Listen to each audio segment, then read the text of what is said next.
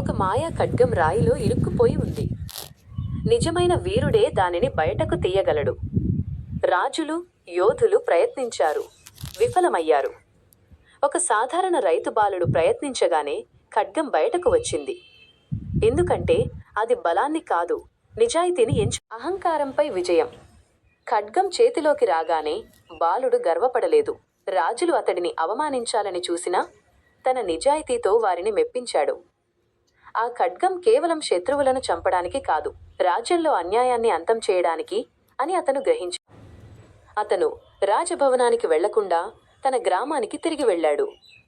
ఆ ఖడ్గంతో అడవి మృగాల నుండి పంటలను కాపాడాడు. కరువు వచ్చినప్పుడు తన కష్టంతో ప్రజలకు అండగా నిలిచాడు. ఆ ఖడ్గం అతనికి అపారమైన శక్తిని ఇచ్చినా అతను దాన్ని సేవ కోసమే వాడాడు. కొంతకాలం తర్వాత ఆ దేశపు వృద్ధరాజు బాలుడి గుణగణాలను చూసి అతడిని తన వారసుడిగా ప్రకటించాడు.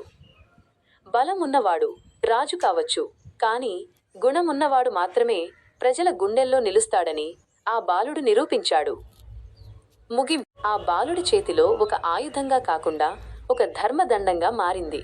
ఈ రాజుగా బాధ్యతలు స్వీకరించిన కొత్తలో రాజ్యపు సరిహద్దుల్లో ఉన్న చీకటి లోయ నుండి ఒక రాక్షసుడు ప్రజలను పీడించడం మొదలుపెట్టాడు. ఆ రాక్షసుడికి ఒక వింత శక్తి ఉంది. తన ఎదుట నిలబడే వారి మనసులోని భయాన్ని, అసత్యాన్ని వాడుకునివాడు మరింత బలవంతుడిగా మారతాడు. పోరాటం. ఎంతోమంది యోధులు వెళ్లారు, కానీ వారిలోని అహంకారం వల్ల రాక్షసుడి ముందు ఓడిపోయారు. చివరకు బాలుడు తన మాయా ఖడ్గంతో లోయలోకి అడుగుపెట్టాడు. మాయాజాలం. రాక్షసుడు బాలుడిని భయపెట్టడానికి అనేక మాయలు చేశాడు. నువ్వు కేవలం ఒక సామాన్య రైతువి, ఈ ఖడ్గానికి నువ్వు అర్హుడివి కాదు అని గర్జించాడు. బాలుడి సమాధానం. బాలుడు ఏమాత్రం చలించలేదు. నేను రైతునే, అది నిజం. కానీ ఈ ఖడ్గం నన్ను ఎంచుకుంది, నా బలం చూసి కాదు, నాలోని నిజాన్ని చూసి అని ధైర్యంగా సమాధానమిచ్చాడు.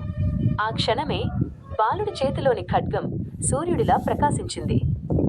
ఆ సత్యం ముందు రాక్షసుడి మాయలు కరిగిపోయాయి. బాలుడు ఎటువంటి రక్తపాతం లేకుండా తన మనోధైర్యంతో రాక్షసుడిని బంధించి లోయ నుండి వెళ్ళగొట్టాడు. పాఠం. నిజాయితీగల వ్యక్తికి ఎదురుదెబ్బలు తగిలినా చివరికి విజయం అతనినే వరిస్తుంది.